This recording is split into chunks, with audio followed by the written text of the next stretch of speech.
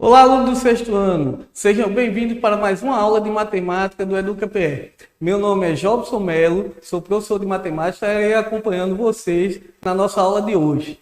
A nossa aula de matemática voltada para a geometria, na construção de retas paralelas e perpendiculares, utilizando instrumentos como compasso, régua, esquadro e lápis e borracha. Ok? Então vamos aí à tela, certo? Então, o nosso eixo, né, a unidade temática geometria. O nosso objeto de conhecimento é a construção de retas paralelas e perpendiculares, fazendo uso de régua, esquadro e software. A habilidade, ao final dessa aula, vocês poderão utilizar instrumentos como régua, esquadro e software para a representação de retas paralelas e perpendiculares e construções de quadrilátero, dentre outras figuras geométricas. Aí voltando para mim agora, então veja só, a geometria é uma área da matemática que há muito tempo ela foi criada, né, foi estudada, e é utilizada no dia a dia, tá certo?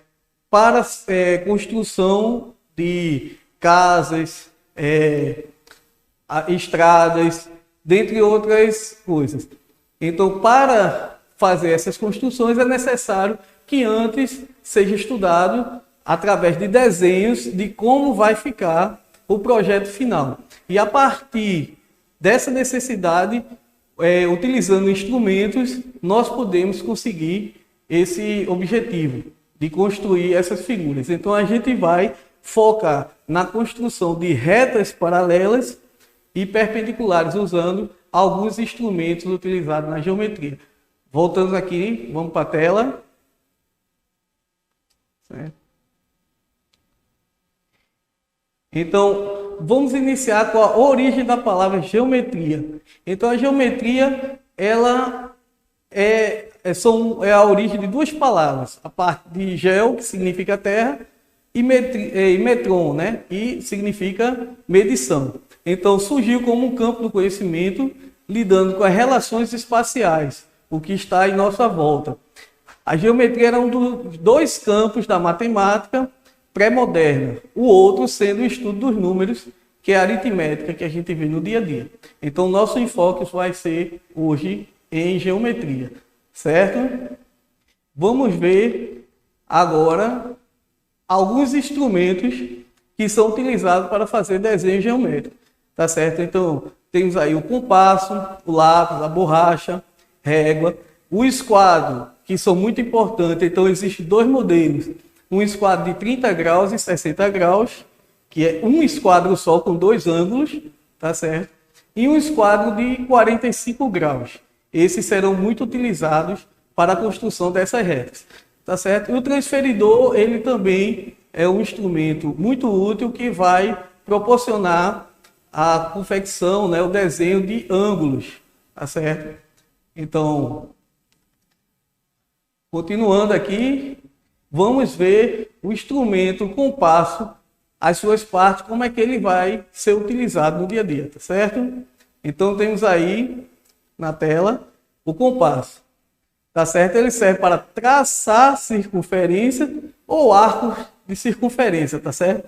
E transportar medidas. Então, quando eu quero desenhar uma circunferência ou desenhar um arco de circunferência, eu utilizo esse instrumento, porque ele me proporciona fazer circunferências ou arcos com medidas diversas, só abrindo ou fechando as suas hastes, tá certo? Voltando para a tela, continuando. Aí temos aqui as partes do compasso, né? Que são a cabeça, as hastes. Temos a ponta seca, que é a ponta que fica fixada na folha de papel, tá certo? E temos a ponta com grafite. Esse grafite é que vai fazer o desenho da circunferência ou do arco de circunferência. Veja aí no detalhe que ele mostra que esse grafite ele é afiado na forma de uma cunha. para que o desenho ele fique mais preciso, certo? Então, voltando para mim agora, tá certo? Esse instrumento é um instrumento muito útil, tá certo? Para fazer as circunferências, os arcos de circunferência e transportar medidas. Como é que a gente pode utilizar ele? Eu posso fazer a abertura de suas hastes numa determinada medida e repetir essa medida várias vezes, como o que a gente chama de um modelo, né? Como se fosse um gabarito, já com uma distância pré-determinada, sem eu precisar de outro instrumento para poder ficar traçando. Só eu fazer a repetição dessas marcas. Então, voltando para a tela, vamos conhecer outro instrumento, tá certo? Pronto, então nesse link ele vai auxiliar de como é a utilização do compasso. Ele vai demonstrar, né, esse link do canal no YouTube, ele vai demonstrar como é a utilização do compasso, como você manipula, como você segura, como você rotaciona ele, tá certo? E alguns cuidados que você vai ter que ter com ele, principalmente com a ponta seca, que é uma ponta de ferro, né, que ela tem uma fiação, então tem que ter muito cuidado para não se machucar, certo? Então, com esse vídeo aí, que vai lhe auxiliar, dá para a gente ter uma ideia de como é a funcionalidade do compasso, certo? Então, vamos ver outro instrumento na tela. Tá certo? Os lápis. Os lápis, aí tem vários modelos de lápis, tá certo? Eles são graduados, tá certo? Com números e letras, tá certo? A numeração mostra a quantidade de grafite que existe no lápis. As letras HB respectivamente, Red, Black ou Red Black, quer dizer o quê? Que a construção do grafite pode ser mais duro ou mais macio, dependendo da quantidade de grafite e argila na sua composição. Tá certo? Essa é uma parte mais técnica, mas aí auxilia na gente na hora de fazer os traçados, entre mais escuro ou mais claro, dependendo da nossa necessidade. Então, voltando aqui para mim, então o lápis aí você vê que ele tem vários modelos, tá certo? Você pode utilizar um lápis HB, que é o mais comum, é utilizado nas escolas, tá certo? O material escolar, ele serve muito bem para fazer qualquer traçado de geometria, tá ok? Então, voltando para a tela.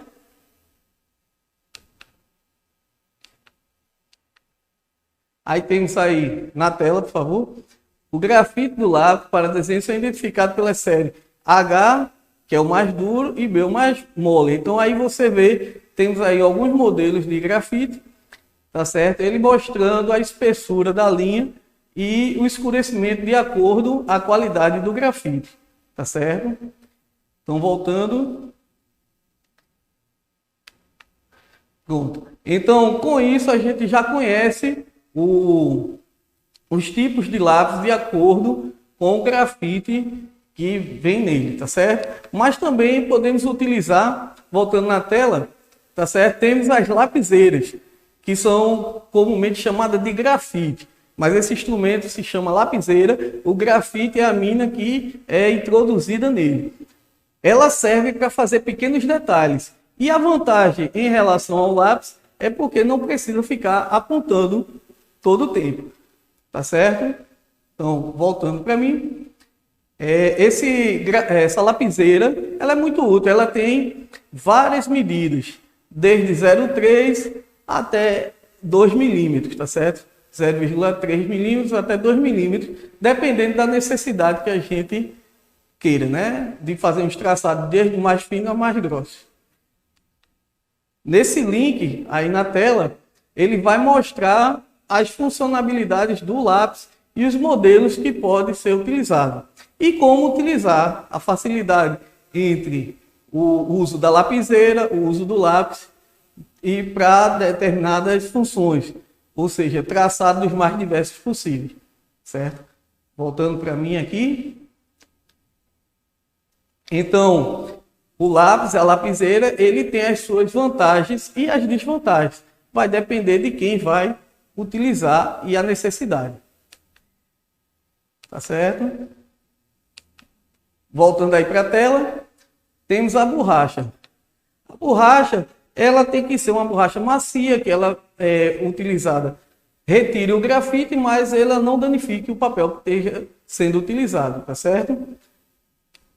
Aí no link ele vai auxiliar também, ele vai mostrar um tipo de borracha que é mais utilizado, tá certo? É bastante eficiente, que ela não danifica o papel, no caso, que está sendo desenhado.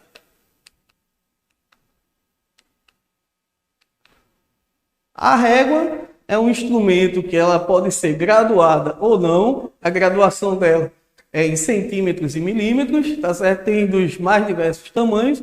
A utilização dela é praticamente para transferir medidas para o papel, tá certo? Então, geralmente a gente demarca as medidas no papel e faz o traçado com a utilização dos esquadros, tá certo? Aí são os modelos, né, que tem de 45 graus, de 30 graus e 60 graus. Então, o esquadro é um instrumento de desenho utilizado para fazer linhas retas que sejam verticais ou horizontais, com uma precisão de 90 graus. Existem diversos tipos de esquadro. O primeiro com formato de triângulo retângulo e isósceles, onde vai ter os ângulos de 45 graus e 90 graus. O segundo é um formato de triângulo retângulo escaleno, que vai ter medidas entre 30 graus, 60 graus e 90 graus. Voltando para mim. Então, veja só, temos dois modelos de esquadro, que eles podem ser associados para fazer traçados ou utilizados individualmente. Tá certo? Vamos ver alguns modelos aí na tela. Então, vamos ver aqui um modelo do esquadro de 45 graus. Veja, essas duas extremidades elas já têm medidas determinadas, que são de 45 graus, e tem esse vértice aí que ele tem um ângulo de 90 graus, tá certo? O outro esquadro na tela aí de 30 e 60 graus, ele vai ter também as suas medidas aí em graus, né? Onde temos um lado aí com 60 graus, o outro com 30 e o outro com 90 graus, tá certo? Então, voltando, a gente pode ver aí que com essas medidas já adianta alguns tipos de serviços de traçados, tá certo? Entre angulação aí de 30, 45 e 60 graus também com associação desses instrumentos, tá certo? Que ele pode fornecer outras medidas, ok? Aqui nesse link ele vai mostrar como é a utilização, você encontra no YouTube, através desse link, como é a manipulação dos esquadros, ok? Certo? Voltando para mim. Então é muito interessante que você saiba que os esquadros eles podem trabalhar em conjunto, também em conjunto com a régua, tá certo? Então, continuando na tela, temos o transferidor, tá certo, de ângulo, que é um instrumento feito para medir ângulos compostos por uma escala circular ou de seções de círculo, dividida e marcada em ângulos espaçados regularmente, tal qual numa régua, tá certo? Temos aqui um modelo de transferidor, que ele serve para transferir medidas de ângulos. Esse modelo é de 180 graus, é um semicírculo, tá certo? Que ele pode ajudar nesse traçado de ângulo. Mas também existe o transferidor de 360 graus, que seria um giro completo, ok? Então aqui nesse link do YouTube, ele vai mostrar como é a utilização do transferidor para demarcar os ângulos na folha de papel, caso seja necessário. Certo? Voltando para mim. Então veja só, temos dois modelos de transferidor, o de 180 graus e o de 360 graus. Vai depender da necessidade da pessoa, mas os dois têm a mesma função: transferir medidas de ângulos para a folha de papel. Essa folha de papel que a gente tanto fala, ela pode ser uma folha de ofício, tá certo? Uma folha de papel sulfite, uma folha de caderno de desenho, depende da necessidade.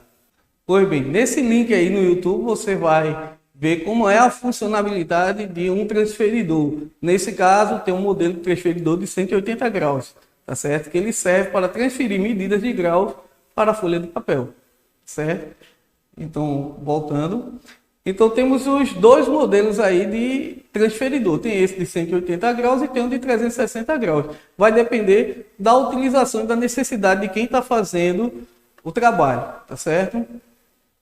Então, vamos ver aqui na tela, de novo.